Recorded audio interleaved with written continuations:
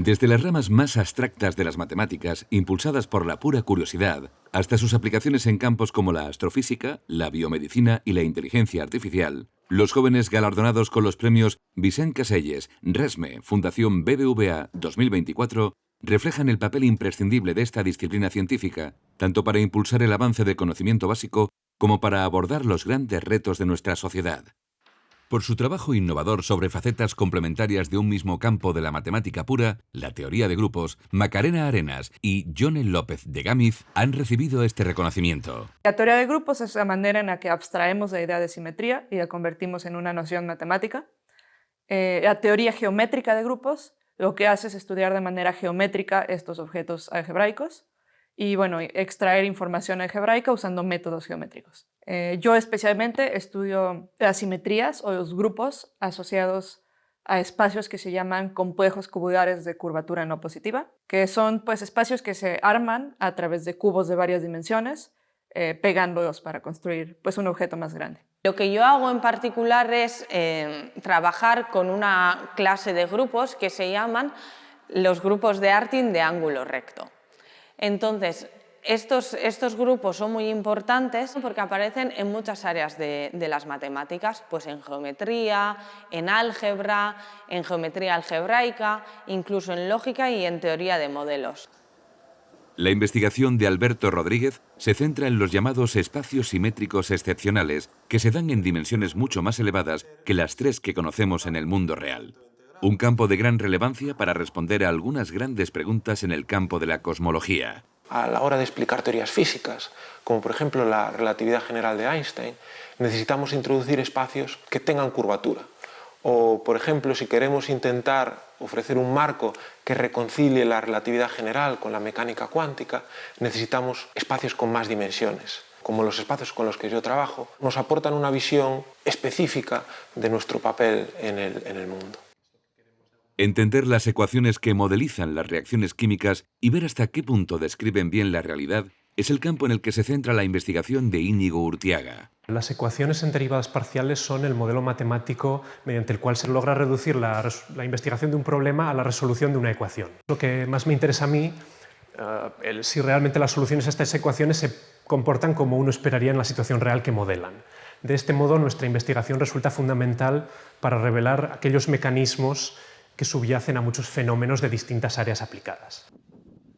Para estudiar ciertos fenómenos naturales, es necesario analizar datos que son direcciones o ángulos, como la dirección del viento, de las olas, o el ángulo en el que un animal persigue a una presa. Pero las técnicas estadísticas habituales no siempre se pueden aplicar a este tipo de datos, y María Alonso Pena desarrolla técnicas nuevas para analizarlos. Esto es importante porque, por ejemplo, si tú tienes dos ángulos como 5 grados y 355 grados y les haces la media es 180, pero 0 y 355 apuntan en una dirección y 180 apuntan en la dirección opuesta. Así que si algo tan simple como la media no tiene sentido, todas las técnicas estadísticas o la gran mayoría de técnicas estadísticas no son correctas para este tipo de datos. Entonces, en mi investigación nos dedicamos a crear nuevas técnicas y estudiar su contexto teórico para probar que tienen buenas propiedades. Cuando se analizan datos sobre personas con algoritmos de inteligencia artificial, en ocasiones se obtienen predicciones sesgadas. Alberto González Sanz trabaja para evitar este tipo de sesgos y así prevenir la discriminación de personas por el género o el color de la piel. Por ejemplo, puede ocurrir que las mujeres tengan menos probabilidades que los hombres de obtener el mismo trabajo porque este ha sido seleccionado por un algoritmo de inteligencia artificial que está sesgado. Entonces tenemos que evitar que ocurran ese tipo de discriminaciones. También en aplicaciones médicas uno tiene que tener garantías estadísticas y matemáticas de que el algoritmo es robusto, que se comporta bien. El poder de las matemáticas reside en que las herramientas que nacen para estudiar un problema concreto se pueden aplicar a otros muy distintos. Claudia García López ha recibido el premio José Luis Rubio de Francia, por el que la Fundación BBVA apoyará durante 3 años su investigación sobre las ecuaciones que describen desde ciertas corrientes oceánicas hasta las nubes de Saturno o el movimiento de las células. Mi investigación se centra en dar significado matemático a situaciones que aparecen en la naturaleza, como la calle von Karman o el hexágono de Saturno, que es un patrón nuboso en forma de hexágono que aparece en el polo norte de Saturno y que está lleno de vórtices, y esto hace que este hexágono rote en el polo norte de Saturno. Pero se puede ir más allá y también se puede hablar sobre biomedicina y, por ejemplo, estudiar el movimiento de una célula en un fluido no viscoso o en un fluido en un medio poroso.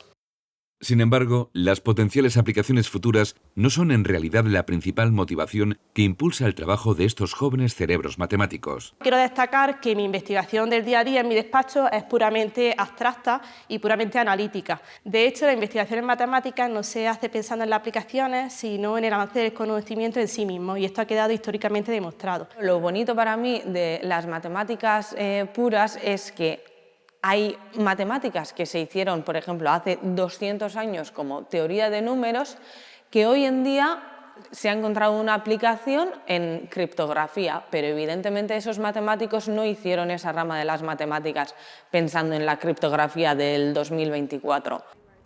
Por todo ello, aunque casi siempre sea imposible predecir sus aplicaciones futuras, los galardonados apuestan por las matemáticas como base fundamental desde la que abordar grandes desafíos del mundo actual, como el avance acelerado de la inteligencia artificial.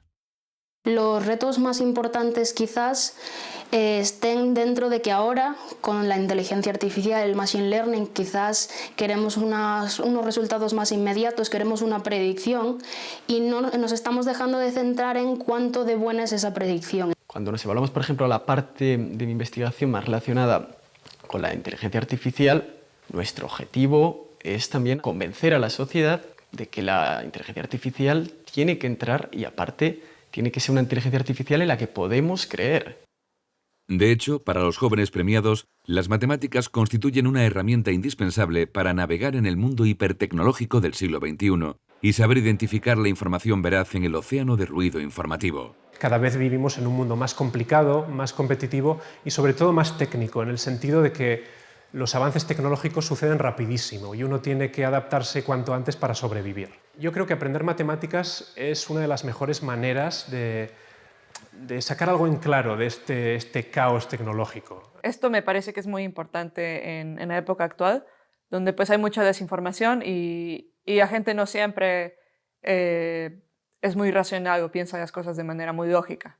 Entonces las matemáticas nos enseñan cómo pensar y nos enseñan a pensar de manera profunda y a tomar decisiones informadas. En definitiva, el brillante trabajo de estos 7 jóvenes premiados refleja cómo las matemáticas constituyen un pilar central del avance del conocimiento, la racionalidad y la cultura. Yo creo que a veces no se da la suficiente importancia a las matemáticas como intrínsecamente, a las matemáticas en sí mismas.